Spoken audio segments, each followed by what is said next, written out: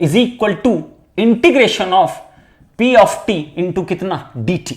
इसका मीनिंग क्या हुआ, इसका मीनिंग क्या हुआ, this is the area under curve, under curve, कौन सा कर्व बेटा, P of T instantaneous power का वर्सेस क्या, टाइम के साथ, वर्सेस क्या, टाइम के साथ। और पी ऑफ टी और क्या लिख सकते हो इसी चीज को, W of t can be written as, you know that P of t is equal to V of t multiplied by I of t into कितना dt की इक्वल। इंटरवल कुछ भी हो सकता है ना, एक पॉइंट आप t1 से लेके t2 के लिए करिए, 0 से लेके किसी भी इंटरवल के लिए करिए, इंटरवल आपके हाथ में, इंटरवल किसके हाथ में, आपके हाथ है कि इस पॉइंट से इस पॉइंट के बीच में कितना एनर्जी का फ्लो हो रहा है। Is it correct? तो इंटरवल आपके हाथ में ना, इसीलिए मैंने यहां पे इंटरवल लिखा ही नहीं यहां पे, क्योंकि अगर मैं इंटरवल लिखूंगा तो एक प्रॉब्लम आ जाएगी, लोअर जो लिमिट होगी उस पॉइंट पे एनर्जी को तुरंत डिफाइन करना पड़ जाएगा, अपर लिमिट जो होगी उस पे एनर्जी को डिफाइन करना पड़ जाएगा। तो ख्याल रखना, हमेशा इंटरवल अगर मेंशन करते हो तो एक बात का जरूर ख्याल रखना कि आपको लोअर लिमिट के लिए भी एनर्जी को डिफाइन करना पड़ेगा, अपर लिमिट के लिए भी एनर्जी क्या करना पड़ेगा, डिफाइन करना पड़ेगा। That is important for you. इस चीज को मिस मत करना कि लोअर लिमिट में कुछ भी ले लूं, तो ये एक्सप्रेशन तभी वैलिड है जब आप लिमिट्स को यहां पे लोअर या अपर लिमिट को शो ही नहीं कर रहे हो। ध्यान रखना इस चीज को। क्लियर? सर चार्ज सेपरेशन के लिए एनर्जी कहां से प्रोवाइड करते हैं? क्या बात है बेटा, इलेक्ट्रिकल इफेक्ट्स हैं ये सब। एनर्जी आप बताओ कहां से प्रोवाइड होगी, एनर्जी, एनर्जी कहां से प्रोवाइड होगी? हाँ, एनर्जी देने के लिए कोई बाहर से थोड़ी आएगा, फोर्स क्रिएट हो रहा है। आप सोचो जरा, फोर्स क्रिएट हो रहा है तो voltage is a form of energy ना, voltage is a form of energy, voltage is a form of energy, voltage is a form of energy. और इसके लिए थोड़ा सा और पढ़ाई करनी होगी तो आपको एससी वर्मा फॉलो करनी पड़ेगी। एससी वर्मा पढ़िए, अरिहंत पढ़िए, आपको फिजिक्स की स्टडी करनी पड़ेगी। But we are not here to study the physics ना, तो मैंने कहा इतना ज्यादा इन डेप्थ जाने की क्यों जरूरत है। तो फिर इस पे भी आते हैं, इलेक्ट्रॉन कैसे प्रोड्यूस होता है, प्रोटॉन कैसे प्रोड्यूस होता है, फिर न्यूक्लियस के बारे में स्टडी करते हैं। क्यों करना भाई, why needed nucleus, electron, proton and उसका कैसे इफेक्ट क्रिएट होगा, why we need this thing, we don't need बेटा, it's just a waste of time, that's it. You are preparing for the examination, तो थोड़ी उसकी चीजों को भी ख्याल में रखना आपको। करेक्ट में है, फिर कोई दिक्कत नहीं होगा सर, जी सेवियर, ओके नो प्रॉब्लम। इस बार कंसेप्ट में ध्यान रखना, इस चीज का, इस चीज का ध्यान रखना। स्नेहदीप गुप्ता, इस चीज का ध्यान रखना, इस लोअर अपर लिमिट में बड़ी पावर होती है, इस चीज को क्लियर रखना ना, क्योंकि अगर लोअर और अपर लिमिट का ज्ञान गड़बड़ाया तो तुम गड़बड़ाए। तो अभी न्यूमेरिकल में देखने को मिलेगा। तो आपको अगर इंस्टैंटेनियस एनर्जी चाहिए बेटा, तो आप सिंपली क्या करो, P ऑफ टी का dt के रेस्पेक्ट में क्या कर दो, इंटीग्रेट कर दो, या area under the curve find out कर दो, दैट्स इट। और इसके ऊपर ध्यान रखना, इसके ऊपर जो न्यूमेरिकल है बहुत ज्यादा देखने को मिलता है, इसके ऊपर स्पेशली, यही नहीं पावर इलेक्ट्रॉनिक्स में हर जगह आपको देखने को मिलेगा, मशीन्स में देखने को मिल सकता है, आपको पावर सिस्टम में देखने को मिल सकता है, और नेटवर्क थ्योरी में देखने को मिलेगा ही मिलेगा। तो इस एक्सप्रेशन को बहुत ध्यान समझना, this is the combined relation of power and energy. तो यहां मैं क्या लिखूंगा, पावर एंड एनर्जी। तो यहां हेडिंग को थोड़ा सा चेंज करो, that is your W of T, W of T. तो 4 एंड 5 दोनों यूनिट एक साथ डिफाइन की गई हैं कि इंस्टैंटेनियस पावर और इंस्टैंटेनियस एनर्जी का क्या क्या रिलेशन और किस तरीके से आप कैलकुलेट करोगे। क्लियर? हां, थोड़ा सा ना, ठीक है, कोई बात नहीं, सारांश इट्स फाइन, बच्चों के प्रॉब्लम्स होती, बट बेटा इतना फिजिक्स पढ़ने मत जाओ ना, इलेक्ट्रॉन, प्रोटॉन, न्यूक्लियस में फिर जाना पड़ जाएगा, और उसके लिए फिर एटीसी तुमको ज्वाइन करना पड़ जाएगा फिजिक्स पढ़ने के लिए, ठीक है। But not here we are discussing about the physics ना, इट्स जस्ट ओनली द जो नीडेड है नेटवर्क थ्योरी के लिए। तो एक बार ये बता दो, नोट हो गया हो तो मुझे बता दो, this is the instantaneous power, energy, voltage, charge and current. तो यहां पे ये टॉपिक आपका फिनिश होता है बेसिक इलेक्ट्रिकल क्वांटिटीज का। तो charge, current, voltage, instantaneous power and instantaneous energy, these are the very important terms और these are the complete basis to study the network theory। तो यही कंप्लीट बेसिस है, यहीं से आपको सब कुछ ज्ञान मिलेगा, आप बस आगे अब देखते जाओ। अब जब भी नेटवर्क थ्योरी आप पढ़ोगे बार बार करंट की बात करेगा, वोल्टेज की बात करेगा, पावर की बात करेगा और किसकी बात करेगा, एनर्जी की, इसके अलावा किसी चीज की बात नहीं करेगा। चलो बहुत बढ़िया, चलिए वेरी गुड, पॉजिटिव होगा सर, क्यों? नेगेटिव से अगर मैं इनफाइनाइट माइनस इनफाइनाइट से उठा कर लाऊंगा तो क्यों नहीं हो सकता? अभी ट्रांजिएंट में देखना क्यों नहीं हो सकता? नेगेटिव लोअर लिमिट को मैं नेगेटिव भी ले जा सकता हूं, लोअर लिमिट को नेगेटिव से उठा के कितनी भी लिमिट तक ले जाओ आप। माइनस इंफिनिटी से plus infinity is the limit, minus infinity से लेके प्लस इंफिनिटी तक ये होती रेंज, ठीक है? इस रेंज में कुछ भी रखो ना, इस रेंज में कुछ भी रख सकते हो, इट्स योर चॉइस, क्या रखना चाहते हो आप, ठीक? Okay, repeat the area under the curve part. Sangnik Paul बता दिया ना बेटा, एरिया अंडर कर्व का मतलब हुआ कि आपने P ऑफ टी का एक्सप्रेशन निकाला। P ऑफ टी आपका क्या है? ये एक्सप्रेशन है बच्चे। P ऑफ टी कैसे निकलेगा? Late assume it for example V of T का कुछ एक्सप्रेशन लिखा है, I ऑफ टी का कुछ एक्सप्रेशन लिखा हुआ है टाइम के फॉर्म में, इन दोनों को मल्टीप्लाई कर दो, दोनों को मल्टीप्लाई करोगे तो P ऑफ टी भी टाइम का ही फंक्शन आएगा। अब जब वो आ गया टाइम का function, area under the curve का मतलब होता है कि मान लिया कुछ टाइम का फंक्शन P ऑफ टी आया होगा, कुछ कर्व ऐसे आया होगा, लेट अज्यूम इट कुछ ऐसे आ गया लाइक दिस वन, कुछ ऐसा P ऑफ टी कर्व आ गया, तो एरिया अंडर द कर्व का मतलब क्या हुआ? इस पूरे कर्व का एरिया निकालो ना, एरिया कैलकुलेट करो। तो अगर आपका कोई ट्रायंगुलर, रेक्टेंगुलर या सीधा सीधा कर्व अगर नहीं बन रहा है तो आपके पास बेस्ट पॉसिबल अप्रोच क्या होता है कि आप लिमिट को फॉलो करो, आप इंटीग्रेशन को फॉलो करो। इंटीग्रेशन किसी का फंक्शन टाइम के रिस्पेक्ट में अगर आप कैलकुलेट कर रहे हो, ध्यान रखना उसका मीनिंग होता है जिस फंक्शन के लिए इंटीग्रेट कर रहे हो आप, उसका एरिया आप कैलकुलेट कर रहे हो। उसका क्या कैलकुलेट कर रहे हो? एरिया कैलकुलेट कर रहे हो। तो एरिया का मतलब क्या हुआ? दिस इज ना, this is complete shaded portion ना, दिस इज द एरिया। अगर ये P ऑफ टी है और यहां क्या है? टाइम T है। Is it correct? Very good, चलिए बहुत बढ़िया, क्या बात है। अर्शप्रीत सिंह माइनस इन्फिनिटी, हाँ बिल्कुल, प्रैक्टिकली बेटा इन्फिनिटी भी नहीं होता। हाँ आकाश, प्रैक्टिकली तो इनफाइनाइट भी नहीं होता ना, प्रैक्टिकली तो इमेजिनरी नंबर भी नहीं होता ना, प्रैक्टिकली तो A प्लस JB में से J वाला फॉर्म तो होना ही नहीं चाहिए ना, इमेजिनरी टर्म तो एग्जिस्ट नहीं करता। These are the mathematical tools ना, these are the mathematical tools. Infinity का मतलब स्टेडी स्टेट वैल्यू को डिफाइन करता है, इन्फिनिटी का मतलब टाइम इन्फिनिटी नहीं होता ना, बहुत ज्यादा समय या स्टेडी स्टेट पॉइंट को डिफाइन करने के लिए आप इंफिनिटी आप दिखाते हो, करेक्ट? इंफिनिटी, इनफाइनाइट, जो भी नाम आप लिखते हो, इसका मतलब वो भी प्रैक्टिकली एग्जिस्ट नहीं करता। कहां बताओगे? बताओ, इनफाइनाइट टाइम कभी देख सकते हो क्या? हाउ इज इट पॉसिबल ना? नहीं समझ सकते ना, ठीक है? क्या इमेजिनरी नंबर समझ सकते हो? J यूज करते हो, I यूज करते हो, क्यों यूज करते हो? These are the mathematical tools to get at a real value, to get a practical value, to get things in a practical value. Okay, तो इन्फिनिटी या ये सब चीजों के कोई डिस्कशन नहीं है। ओके, अर्शप्रीत अरुण कुमार पूछ रहे हैं कि सर ये रिकॉर्डेड मिलेगा क्या? तो रिकॉर्डेड ही अगर तुम्हें पढ़ना है तो लाइव सेशन क्यों ज्वाइन किए हो? रिकॉर्डेड पढ़ो, शुरू हो चुका है बच्चों का अपना एटीट्यूड, सर मैं रिकॉर्डेड देख लूंगा, वॉच इट ना, who is going to stop you? Nobody. ऐसे ही करते करते बेटा 10 महीने बीत जाएंगे, उसके बाद पता चलेगा फिर। चलिए आगे बढ़े। u ऑफ माइनस टी दे देता तो तभी नेगेटिव टाइम पे डिफाइन हो जाएगा, बिल्कुल डिफाइन होगा। तो लिमिट कुछ भी हो सकता है क्या? बिल्कुल, क्यों नहीं हो सकता, बिल्कुल डिफाइन हो सकता। मैंने क्या बोला? माइनस इंफिनिटी पॉइंट से लेके प्लस इंफिनिटी के बीच में कुछ भी लिमिट दे सकते हो ना, देयर इज नो इशू। अगर -1 से लेके +2 तक करना है तो बिल्कुल डिफाइन करोगे आप, ठीक है? -2 से लेके -10 सेकंड तक करना, बिल्कुल डिफाइन करिए, क्या प्रॉब्लम है? There is no problem. वो लिमिट क्या है? एक इंटरवल है, इंटरवल कुछ भी हो सकता है ना, माइनस पॉइंट से लेके प्लस पॉइंट तक आप डिफाइन कर दो, देयर इज नो प्रॉब्लम। जरूरी थोड़ी, क्योंकि बुक में लिखा होता है, बुक में लिखा होता है WT के एक्सप्रेशन में ऐसा लिखा होता है ना, इसीलिए पूछ रहे हो 0 से लेके T तक। सर ये जरूरी नहीं 0 ही होना, ये कोई भी इंस्टेंट आपका हो सकता है, ये कोई सब इंस्टेंट हो सकता है, ये कोई भी इंस्टेंट हो सकता है। तो 0 का मतलब हो गया कि 0 से अगर स्टार्ट करते हो तो वहां से क्या आपको अगले टाइम तक के लिए क्या आपका इंस्टेंटेनियस वैल्यू निकल के आएगी। अब अगर सिग्नल की शुरुआत माइनस समथिंग पॉइंट से लो ना, -2 से, क्या प्रॉब्लम है? There is no problem, there is no issue, you can do it, don't worry, ठीक है? चलो वेरी गुड, यहां तक क्लियर बेटा?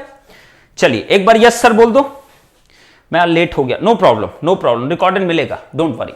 चलिए यहां तक सबका नोट हो गया, आपके डाउट्स एकदम क्लियर होने चाहिए बेटा, क्योंकि अब धीरे धीरे आप बढ़ रहे हो ना न्यूमेरिकल के लिए। बस थोड़ी देर में न्यूमेरिकल स्टार्ट होगा, थोड़ी देर में, ठीक है।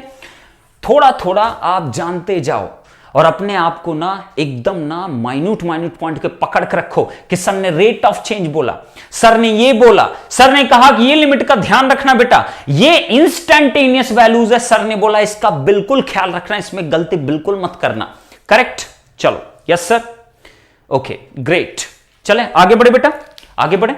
नेक्स्ट बताइए, अब हेडिंग करिए, अब हेडिंग करिए topic number 2, topic number 2, 02। First topic is done, first topic is done. पहले चैप्टर का एक टॉपिक डन हो गया, बेसिक इलेक्ट्रिकल क्वांटिटीज। अभी जस्ट तुमने शुरुआत किया है, रिलैक्स रहो।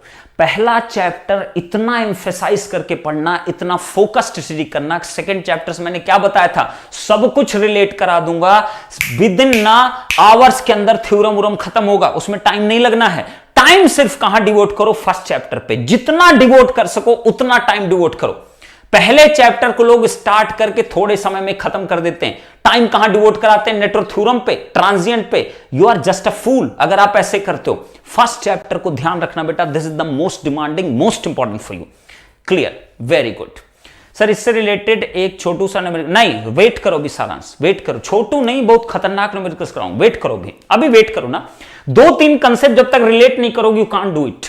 हेडिंग करिए energy, energy absorbing, absorbing principle, principle, या और क्या लिख सकते हो, और concept of, concept of deliver and absorb, absorbing power.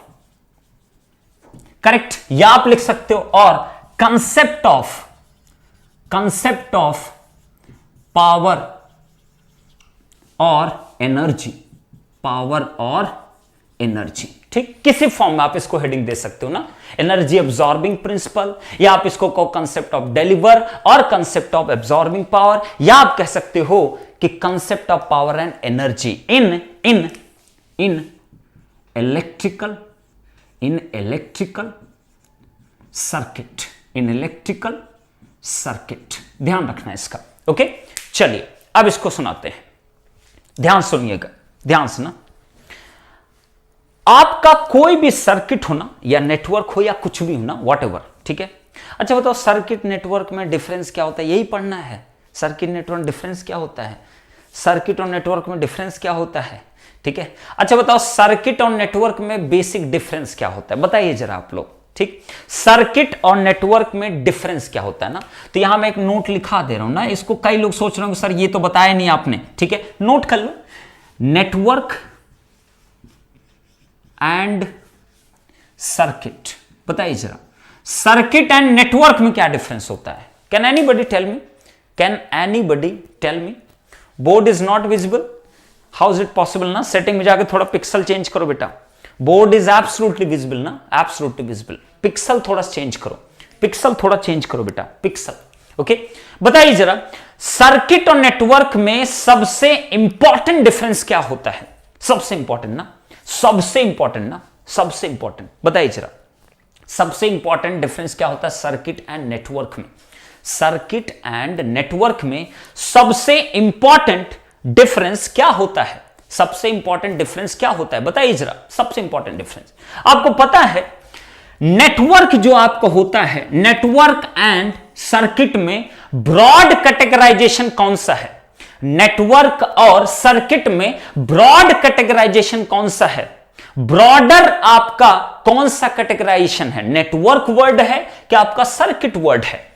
It is a broader categorization. Network क्या होता है, नेटवर्क कैन बी एनीथिंग ना, नेटवर्क के लिए कोई कंडीशन नहीं होती, नेटवर्क के लिए कोई कंडीशन नहीं होती ना, नेटवर्क के लिए कोई भी कंडीशन नहीं होती। नेटवर्क कोई भी आपका कॉम्बिनेशन ऑफ एलिमेंट हो सकता है। तो नेटवर्क सिंपली क्या होता है, नेटवर्क सिंपली क्या होता है, it is just a connection of connection of different electrical elements. That's it. ठीक है. It never bother about the what kind of elements are there. It never bother about. Network simply just a connection होता है different variety of elements का, electrical elements का. Correct? But ध्यान रखना circuit क्या होता है?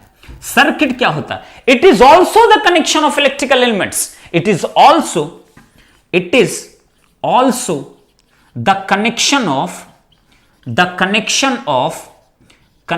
of electrical elements. ये तो होता ही होता है, there is no issue. ये तो होगा ही होगा, लेकिन साथ में इसके साथ ऐसी कौन सी दो कंडीशन है जो हमेशा जुड़ी रहेंगी? कोई बताइए ना, क्या जुड़ी रहेंगी? सर्किट और नेटवर्क में ध्यान रखना हमेशा, सर्किट और नेटवर्क में सर्किट के लिए कौन सी दो आपकी मस्ट कंडीशन होती जो होना ही चाहिए, तभी उसको सर्किट कहो. अदरवाइज कोई मतलब नहीं उसको सर्किट कहने का ना, कोई मीनिंग नहीं है सर्किट कहने का, कोई भी मतलब नहीं सर्किट कहने का. Is it correct? तो आप ध्यान रखिए, सर्किट होने के लिए दो चीजें क्या रिक्वायर्ड हैं? सर्किट के पास क्या होना चाहिए? Closed path. Is it correct? There must be a closed path. अगर क्लोज्ड पाथ की बात कर रहे हो तो इसके साथ साथ एक टर्म और चलेगा, at least one independent source. Is it correct?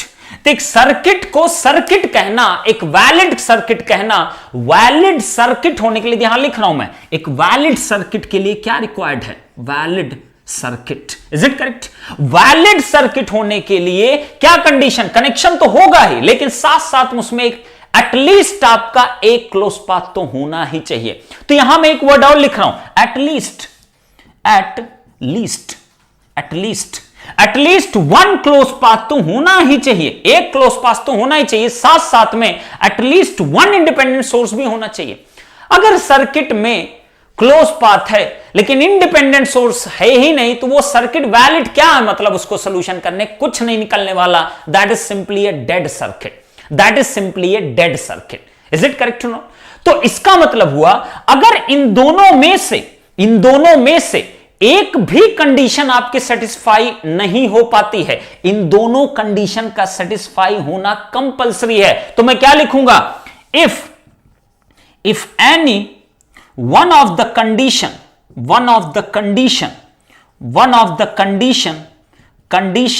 is not satisfied, then it is a dead circuit. Note कर लेना, it is a dead circuit. Clear? It is simply a dead circuit. Clear रखिएगा हमेशा. ठीक है? तो circuit और network में बस ये डिफरेंस होता है ना, कि आपका all circuit can be network. All circuit are always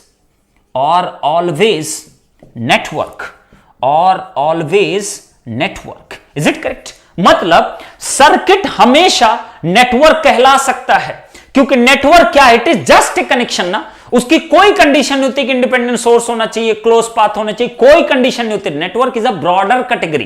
clear? तो जितने भी सर्किट होंगे सब के सबको नेटवर्क कहा जा सकता है. बट यहां ध्यान रखना, but all network cannot be necessarily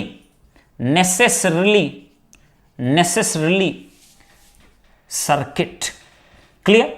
सभी नेटवर्क जरूरी नहीं सर्किट हो, बट जितने भी सर्किट हो वो नेटवर्क जरूर कहे जाएंगे. इसीलिए आप पढ़ते हो नेटवर्क थ्योरी, इसीलिए आप क्या नाम देते हो सब्जेक्ट का? Network theory. क्यों? जरूरी नहीं कि आपका इंडिपेंडेंट सोर्स नहीं है या आपका क्लोज पाथ नहीं है, तो मैं क्या बोलूंगा उसको? मैं उसको सिंपली नेटवर्क बोलूंगा. बट कॉमन लैंग्वेज में हर एक चीज को क्या बोला जाता है, सर्किट ही आप बोलते चले जाते हो, सर्किट ही बोलते चले जाते हो, एक कॉमन सी लैंग्वेज हो गई।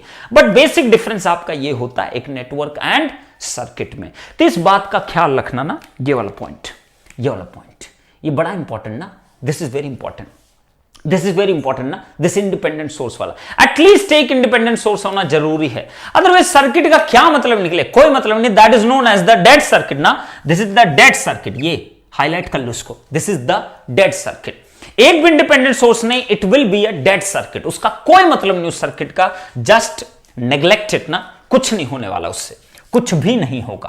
क्लियर? हटाओ इसको बेटा, हटा दो इसको, ध्यान दीजिएगा, हटा रहा हूं इसको, देखिए जरा, हटा रहा हूं इसको, ठीक। चलो नोट कर लो बेटा, नोट कर लो इसको, नोट करिए, नोट कर लीजिए, फिर इसके बारे में हम बात करें, पावर के बारे में, ध्यान रखना, पावर के बारे में फिर हम लोग बात करते हैं। ओके, बहुत नाच पहला लेक्चर है इसलिए बहुत स्लो चल रहा हूं, एक एक पॉइंट को फोकस कर रहा हूं। आपको हर एक पॉइंट के क्लैरिटी बहुत इंपॉर्टेंट ना, क्लैरिटी जितनी ज्यादा रखोगे उतना मजा आएगा। वेरी गुड, यहां नोट हो गया हो तो मुझे बता देना, नोट हो गया हो तो मैं हटा रहा हूं इसको ना, मैं इसको रिमूव कर रहा हूं, हटा रहा हूं इसको। ओके, हटा दिया, चलिए इसको मैंने रिमूव कर दिया। तुरंत जाओ बेटा, यहां पे तुम्हें रहना नहीं चाहिए, बहुत ही बेकार है, ठीक है, ये ग्लिचेस बहुत बेकार है, ठीक है। हाँ नहीं, ये एकांश जो है ये कहां से आए हैं सबको पता है, क्योंकि फ्री है ना, अभी पेड में नहीं आए ना, पेड में होते तो फिर ऐसी बातें ही नहीं निकलती। क्लियर? तो चलो एक बार इनको बता दो जरा, एकांश को भाई, एकांश को बता दो भाई, ट्रायल में ऐसा ग्लिचेस हो रहे हैं तो पेड में क्या होगा, तुमको बिल्कुल यहां से निकल जाना चाहिए, क्योंकि बहुत ग्लिचेस होंगे ना, इतने ग्लिचेस होंगे ना बेटा लाइव क्लास में, तुम पागल हो जाओगे। ठीक है, चलो ओके। हाँ नहीं, ये बहुत बड़ी प्रॉब्लम है ना, एकांश जी खतरनाक आदमी है, और कहां बैठ के कमेंट कर रहे होंगे, एक रूम में कोने में बैठे होंगे, इनकी हिम्मत नहीं कि सामने आ जाए किसी के। मैं बता रहा हूं बेटा, I know such kind of students, और ये दुनिया के सबसे खलियर लोग होते हैं जो जिंदगी में कुछ नहीं उखाड़ पाते, वही ये काम करते हैं। जिंदगी में जिनसे कुछ नहीं हुआ ना, वह आके इस पे बात करते हैं, और क्या बात करेंगे, ओ ये तो ऐसा है वैसा है ना। चलो एकांश को भाई देखो, ठीक है, सत्यम सर एकांश को देखो भाई, इनको काफी ग्लिचेस हो रहा है, इनको निकालो यहां से, फेंक दिया करो ऐसे लोगों को ना, एक सेकंड नहीं रुकना। चलो बेटा आगे बढ़े हम लोग। अब देखिए, अब RLC का अगर हम बात करते हैं, कैपेसिटर की, इंडक्टर की, रजिस्टर की, ये तीन एलिमेंट होते हैं ना, बट इनके बारे में अभी हम बात नहीं करेंगे, इनके बारे में नहीं बात करेंगे। अब एक चीज का ध्यान रखना, हमेशा ध्यान रखना, क्या होता है एनर्जी एब्जॉर्बिंग प्रिंसिपल, क्या होता है अगर किसी भी सर्किट में, क्या मैंने बोला, वर्ड को ध्यान सुनना, किसी भी सर्किट में एटलीस्ट एक इंडिपेंडेंट सोर्स होना चाहिए, एटलीस्ट अगर एक इंडिपेंडेंट सोर्स है एंड बेसिक एलिमेंट्स आपके कनेक्टेड है R, L and C, then these element will always absorbs power, then these elements will always absorbs power। इसका मतलब क्या हुआ कि मेरे पास कोई एक सर्किट है जिसमें एक इंडिपेंडेंट आपका कंपल्सरी, एटलीस्ट एक इंडिपेंडेंट सोर्स आपका होना चाहिए, then these all elements will absorb the power, will absorb the power। Clear? तो अगर एब्जॉर्ब कर रहा है तो उसके बाद का फिनोमेना सुनो, while absorbing the power, while doing so या while absorbing the power, जब ये एब्जॉर्ब कर रहे होंगे, then the current flowing in those elements, the current flowing in these elements will enter at positive terminal and will leave at negative terminal। This is just the absorbing principle। delivering कोई principal नहीं होता ना, it is just only the absorbing principle। क्योंकि 99% case में क्या होता है, energy absorb की जाती है। क्लियर? इसीलिए पैसिव साइन कन्वेंशन जो बनाया गया था उसमें पॉजिटिव का मतलब क्या बताया गया था, पॉजिटिव पावर का मतलब क्या बताया गया था, एनर्जी को एब्जॉर्ब करना, ना कि बेटा डिलीवर करना। क्लियर रखना, पैसिव साइन कन्वेंशन में पॉजिटिव पावर का मतलब बताया गया कि आपका एनर्जी जब एब्जॉर्ब हो, पावर जब एब्जॉर्ब करो तो आप उसको पॉजिटिव पावर लिखो, देन जब डिलीवर करो तो उसको नेगेटिव लिखो। बट ऐसा कुछ करने की जरूरत नहीं ना, ऐसा कुछ भी करने की आपको जरूरत नहीं है, it is just a very simple फंडा। क्लियर? तो मैंने क्या बोला, एक क्लोज सर्किट में अगर एक मिनिमम से मिनिमम आपका इंडिपेंडेंट सोर्स है, आपका एक इंडिपेंडेंट सोर्स है और सर्किट में बेसिक एलिमेंट्स आपके लगे हुए हैं, तो every element is going to absorb the power, absorb the power, and while doing so, जब ये कर रहे होंगे तो जो करंट इन एलिमेंट्स में जाएगी वो इनके पॉजिटिव टर्मिनल पे एंटर करेगी और माइनस टर्मिनल्स क्या करेगा, आपकी लीव करेगी। नोट करिए इस स्टेटमेंट को, नोट करिए बेटा, नोट करिए जरा इस स्टेटमेंट को, नोट करिए। इन ए सर्किट नहीं, मजाक मत करो बेटा, एकांश मजाक मत करो, एकांश बेटा मजाक मत किया करो मेरे साथ ना, ऐसा मजाक तो बिल्कुल मत किया करो ना, गलती से ना, अभी तुम इतने बड़े नहीं हुए ऐसे मजाक करो, ठीक है, स्टॉप इट, ओके। पढ़ाई पे ध्यान दो, पढ़ाई पे ध्यान दो, गेट आ जाएगा, पता भी नहीं चलेगा क्या हो जाएगा, ठीक है। चलिए आप नोट करिए बेटा, in a circuit if there is at least one independent source and having all basic elements like resistance, inductor, capacitor, then the elements is going to absorb the power, absorb the power. Is it correct? Absorb the power.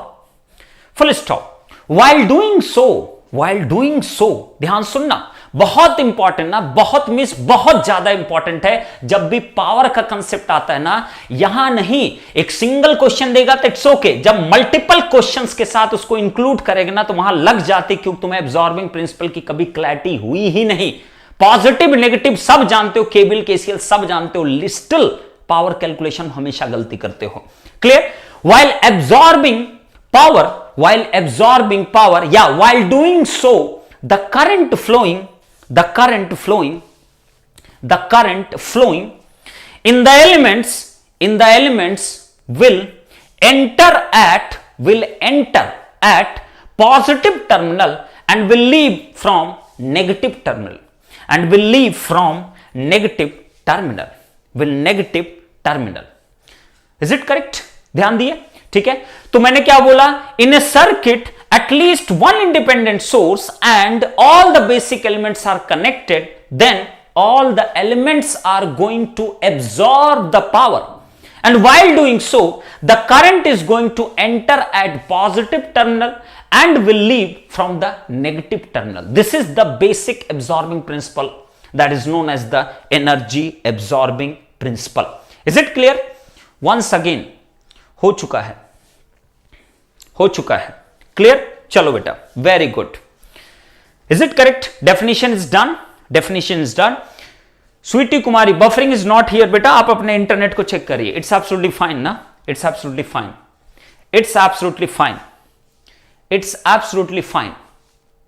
Is it fine ना बेटा? Buffering जिसका हो रहा है वो अपने internet को check करे ना, इंटरनेट को चेक करिए बेटा, इंटरनेट को चेक करिए ना। बफरिंग अगर हुई तो आप अपने नेट को भी चेक किया करो ना। यहां से कोई बफरिंग नहीं बेटा, यहां 500 MBPS का कनेक्शन है, यहां से कोई बफरिंग नहीं हो रही है। इंटरनेट को चेक करिए, दैट्स इट, ओके। चलो अब बताइए, अब सोचो इसका मतलब क्या हुआ, सुनना जरा ध्यान सुनिए। अगर मेरे पास मान लो कि एक रेजिस्टर है, एक आपका कैपेसिटर है, ध्यान देना, ये देखिए, ध्यान देना जरा, और यहां पे एक मैंने वोल्टेज सोर्स लगा दिया। क्लियर? एक वोल्टेज सोर्स लगा दिया, परफेक्ट ना। अब ध्यान देना जरा, एकदम ध्यान देना, यहां पे मैं कुछ भी लिख सकता हूं, 5 वोल्ट लिख सकता हूं, ये मैंने R लिख दिया, ये मैंने C लिख दिया। Is it correct? अब सुनिए ध्यान से, यहां पे एक नोट पॉइंट में लिख रहा हूं, ध्यान सुनना। The nature of absorbing power, सुनना जरा, एब्जॉर्बिंग पावर क्या होता है? जो भी पावर एब्जॉर्ब किया उसका होगा क्या, यह बहुत जरूरी है। तो कितने एलिमेंट थे बेटा? 3 एलिमेंट थे। पहला क्या था? रेजिस्टेंस।